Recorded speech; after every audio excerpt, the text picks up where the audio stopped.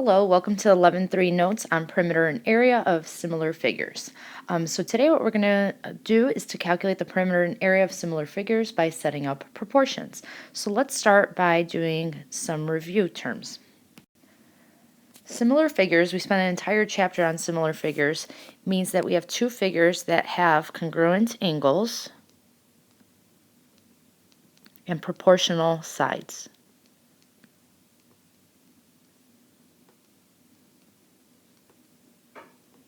Okay, all the angles are going to measure the same. The sides are proportional, meaning, one could be twice as big as the other one or what have you.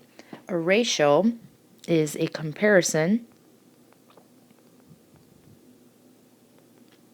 of two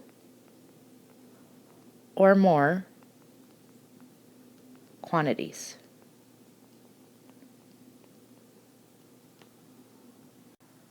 Ratios can be written a few different ways. For example, if you look at a key on a map or something, it could be 2 centimeters to 3 miles. That's what it would represent. We can compare two numbers by writing it as a fraction, so something like 4 over 5. And then you can use a colon, something like 7, then colon 10. A scale factor is the ratio of two sides of similar figures.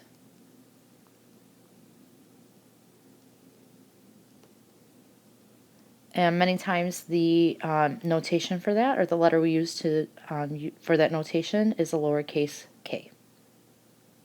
So the next thing we're going to talk about here is the ratio of perimeters and areas of similar polygons.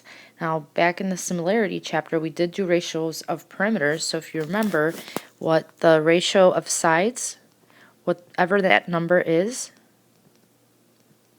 that is equal to the ratio of the perimeters.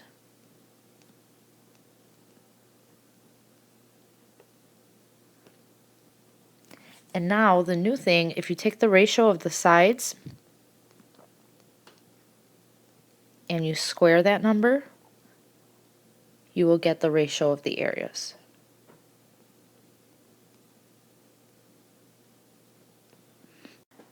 Okay, so let's look at example number 1 here. It tells us in the diagram triangle ABC is similar to triangle DEF. We're going to find the ratio of the perimeters and then we're going to find the ratio of the areas. So here we are given two sides, BC and EF. So remember that the order that the similarity statement is written in is important. It shows you what corresponds to what. So we know that BC does correspond to EF. So let's find the ratio of the perimeters. Well, the ratio of the perimeters, we can't find the actual perimeters because notice we don't have these two sides of triangle ABC and we don't have these two sides of triangle DEF. But that does not mean that we can't find the ratio of the perimeters. It is the same as the ratio of the sides. So let's write the ratio of the sides. It's 8 over 12. And as with any fraction, we're going to reduce that, so we get 2/3. So now the perimeters, although we don't know what they are, if we were to reduce them, we would get a 2:3 ratio. Now the ratio of the areas, you're going to take the ratio of the sides, which in our case is 2/3, we're going to square that. So our answer, when you have a fraction and you square it, don't forget that you have to square the numerator. So 2 squared is 4, and then you also have to square the denominator. 3 squared is 9. So the ratio of the areas is 4:9. Again, I don't know what the area of each of these triangles is. I have no idea, but I do know that if I was to reduce it, it would be 4 over 9. Okay, for example 2 here, they are giving us that we have two similar triangles and they have corresponding side lengths of 4 meters and 7 meters. We want to find the ratio of the areas. So just as before, you take the ratio of the sides, because they gave us corresponding side lengths are 4 and 7, and we square those numbers. So we will get the ratio of the areas is 16 over 49. Okay, for the second part of this example, they are giving us the area of one of the triangles and we have to find the area of the second triangle.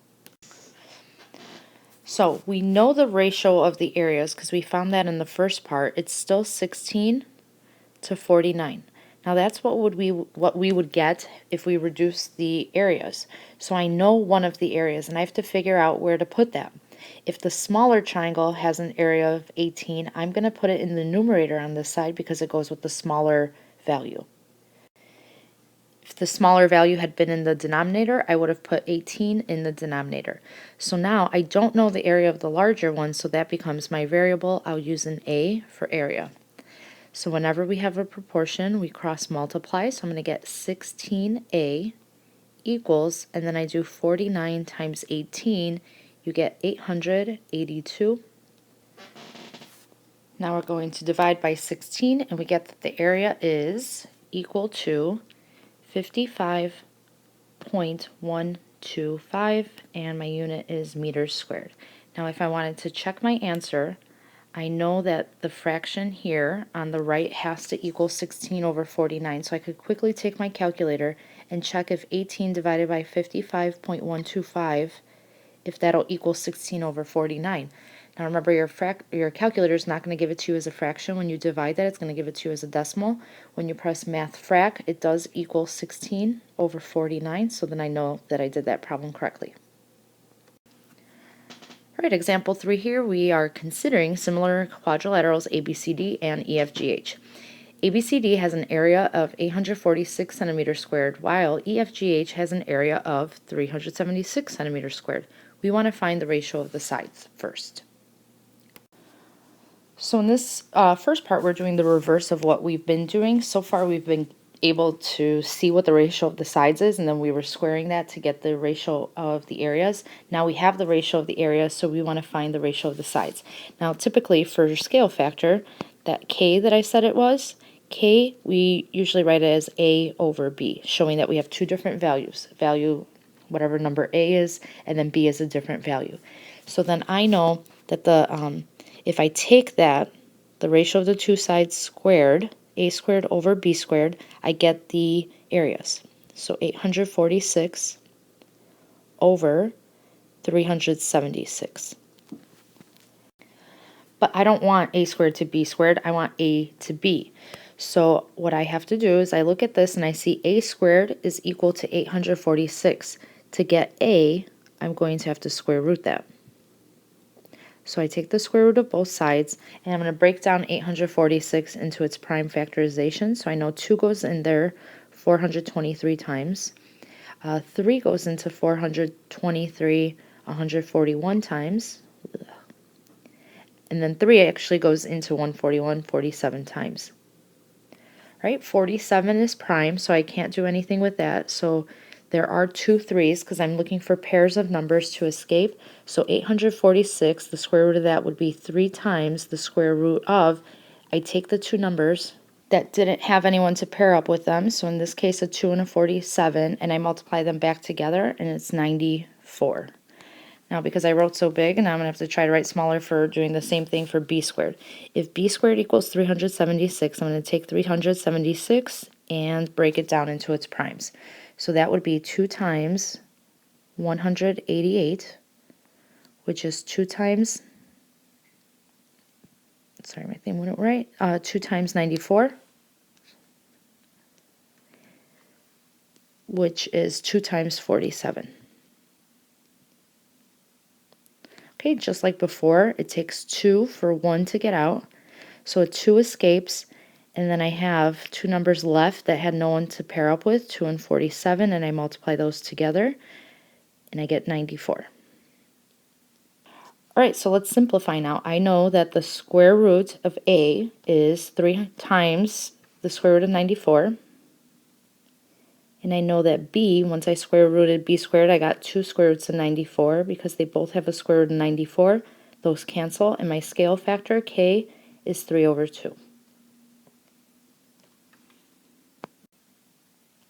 All right, second part of this problem, it says that HE measures 24 centimeters, find AD.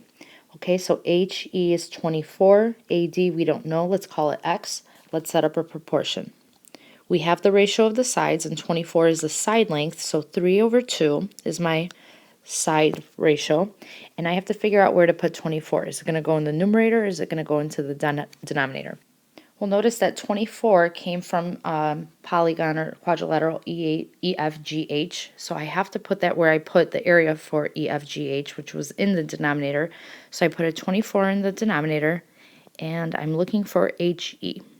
So I could put HE up there. Just like with any proportion, we're going to cross multiply. 3 times 24 gives me a value of 72, and that equals, do the other cross product, 2 times HE. Divide both sides by 2, and we're going to get HE is equal to 36, and the unit is centimeters. Now notice that it is larger than 24, which it should be because ABCD is the larger polygon here. Okay, moving on to example 4. I'm given that the perimeter of triangle ABC is 16 feet and it has an area of 64 square feet. The perimeter of triangle DEF is 12 feet. We are given that they are then similar, and we want to find the ratio of the area of triangle ABC to the area of DEF. Then we want to find the area of DEF. So the first thing I always do with a situation like this is I draw myself a little picture. I'm going to draw the two triangles. So triangle ABC and then triangle DEF. Okay, beneath each triangle, I'd like to write what I was given. I'm given the perimeter of triangle ABC. They told me it's 16 feet, and it has an area that's 64 feet. The perimeter of triangle DEF, this perimeter is 12 feet, and we don't know its area. They never gave it to us. All right, so the first part of this problem that they're asking me to find, they want me to find the ratio of the areas of the two triangles. Well, if I knew the ratio of the sides, I would just square those and I would get the ratio of the areas. So I don't have any sides here. They didn't give me anything like that, but they did give me two perimeters. As long as you are given both perimeters or both areas, you can find the ratio of the sides, which is the key. That's the thing you need for everything in these problems, is you need the ratio of the sides. So recall that the ratio of the perimeters, so 16 over 12, is going to equal the ratio of the sides. Okay, so in reduced form, that would give me 4/3. 4/3 here, very important number. This is the scale factor, this is the ratio of the sides. So that means I haven't even found the ratio of the areas yet. But remember that if I take that number and I square it, the value that I get is the ratio of the areas. So it's 16 over 9. That's not. Okay, so that's answering the first part of the question. The second part says, then find the area of triangle DEF. So I know the area of triangle ABC, I don't know the area of DEF, and I know the scale factor, I know the ratio of the areas. So this number here becomes important for my next proportion because the ratio of the areas is 16 over 9. I know one of the areas is from the first triangle, I don't know the second area. So I'm going to put 64 in the numerator, and then I don't know the area of the second shape, the second triangle, so I'm going to put A in the denominator. Cross multiply, 16 times A is 16A, 9 times 64 is 576. Divide both sides by 16 gives me an area of 36 feet. And again, if I'm not certain of that answer, I would take and plug that 36 back in to the denominator, and when I reduce it, it should equal 16 over 9. That is a way that I could check. All right, so last example on this page here, example 5, says rectangles 1 and 2 are similar. The perimeter of rectangle 1 is 66 inches. Rectangle 2 is 35 feet long and 20 feet wide. Show the steps you will use to find the ratio of the areas and then find the area of rectangle 1. All right, so as before, I'm going to draw my two shapes. Rectangle 1, rectangle 2. I don't know which one's bigger, which one's smaller. It doesn't matter. This is just a point of reference for me. All right, so what do I know here? The perimeter of rectangle 1 is 66 inches. And the second rectangle is 35 feet long and 20 feet wide. All right, so then they want us to be able to find the ratio of the areas and then find the area of rectangle 1. Again, to find the ratio of the areas, we need the scale factor, and we need the ratio of the sides. Notice for the first rectangle, I don't have any sides, I have its perimeter. And for the second rectangle, I'm given 2 side lengths. They don't give me the perimeter, but I could find it on my own. So the perimeter then is going to be 35 plus 20 plus 35 plus 20. Now, if you're wondering about units and thinking the first rectangle is in inches and the second one's in feet, it doesn't matter because this is a ratio. We could have inches to feet. Just like I mentioned earlier, the little key on a map is, 2 centimeters represents 3 miles in real life. That's okay, that's fine. If you want to change that to inches, so you have inches to inches because you're nervous about it, go for it. That's totally fine, but it's not necessary. So the perimeter here is going to be 110 feet. Now, on that note with these units, if this was, let's say, 20 inches over here, then yes, I would have to change it because I can't find the perimeter if it's in 2 different units, but it's not, so we're fine there, okay? Because it's both in feet, we're good. So now we need to find the ratio of the areas, we need the scale factor. The scale factor is the ratio of the sides.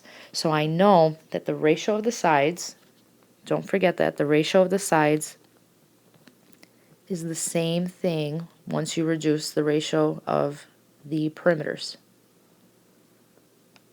So I have both perimeters here, so I'm going to find out what 66 over 110 is equal to. I'm going to reduce that, and I get 3 to 5. So again, the units, 3 inches to 5 feet. You don't even need to write them. It's unnecessary. Okay, so we have found the ratio of the sides. This is a very important number.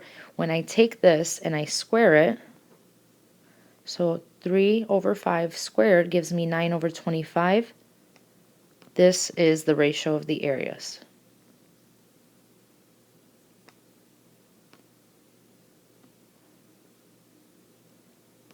Okay, so now it says to find the area of rectangle 1. So this is my unknown. I don't know what the area of the first rectangle is.